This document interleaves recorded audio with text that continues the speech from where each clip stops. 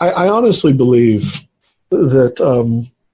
when Christianity just became a system of salvation, that is, in the sense that you get as many people into the club as possible,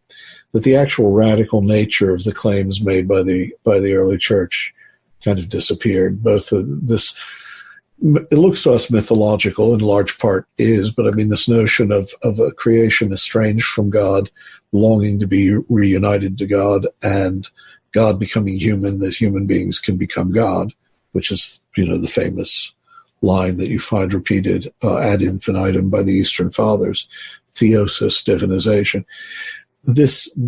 All of that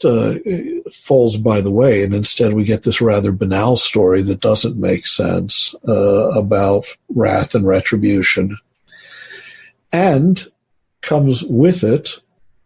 the story of an eternal hell in which we're asked to believe of the unbaptized or of the unconverted, or maybe even just of the people who are just morally unlucky, that an infinite creative intelligence that is also infinite love and justice would actually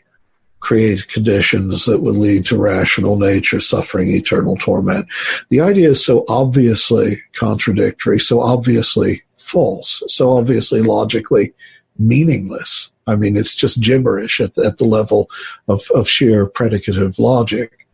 that we have to convince ourselves it's true by the most extraordinary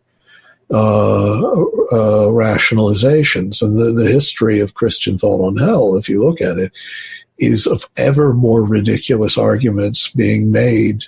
to preserve a premise that never deserved to be held by any sane person to begin with.